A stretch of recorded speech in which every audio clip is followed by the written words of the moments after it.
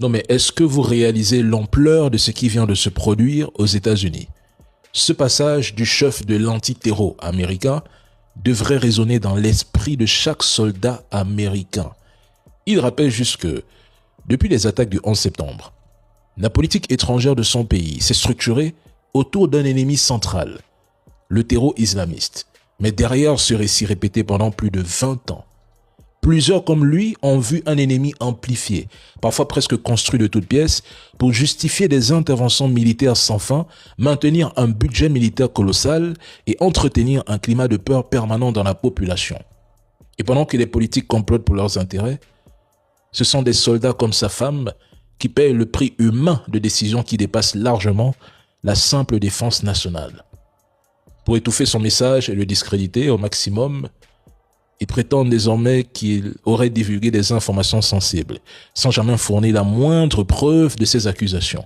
Rappelons que Joe Kent est un vétéran décoré ayant servi au 75e régiment de Rangers et au sein des forces spéciales américaines. Il a mené 11 missions de combat, principalement en Irak, avant de prendre sa retraite en 2018 pour rejoindre la CIA comme officier paramilitaire. Son épouse a été éliminée par un kamikaze en Syrie en 2019. Il a tout vu, tout vécu. Et simplement parce qu'il a démissionné pour protester contre une nouvelle guerre sans fondement, on cherche à le faire passer pour un traître, un pro-iranien.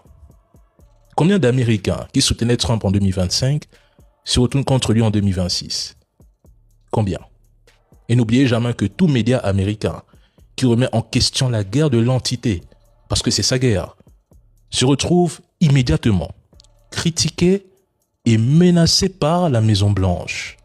À l'instant, Joe Kent, qui est numéro 2 ou numéro 3 de l'antiterrorisme de l'administration Trump, vient d'annoncer sa démission. Je cite le pourquoi de sa démission. Je ne peux pas en toute conscience soutenir la guerre en cours en Iran. L'Iran ne représentait aucune menace imminente. C'est le numéro 2 ou 3 de l'antiterrorisme aux États-Unis. L'Iran ne représentait aucune menace imminente pour notre nation et il est clair que nous avons commencé cette guerre en raison de la pression d'Israël et de son puissant lobby américain. Débat qui bouillonnait, je dirais, dans la marmite politique américaine et l'eau bouillante commence à en sortir. C'était tout de même le directeur du Centre national américain pour le contre-terreau. Il détenait des preuves solides que l'Iran ne représentait aucune menace imminente pour les États-Unis et même pour la région. Pourtant, la guerre a été déclenchée sous la pression de l'entité et de son puissant lobby à Washington. Il a fini par démissionner. Et comme souvent, le traitera de pro-iranien ou de propagandiste en oubliant qu'il occupait l'un des postes les plus sensibles de l'appareil sécuritaire américain. On ne nomme pas n'importe qui à ce poste aux États-Unis.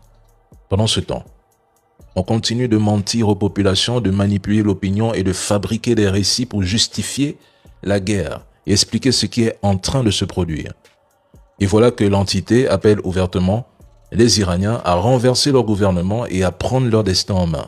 Je ne sais pas si ces annonces sont faites exprès. On dit souvent que les mêmes causes produisent les mêmes effets. Ces éliminations ciblées risquent surtout de renforcer le soutien au gouvernement. En Iran, tous ces dirigeants savent qu'ils figurent sur une liste de cibles. Plus vous les éliminerez, plus vous ferez émerger des personnes qui ne seront pas raisonnables.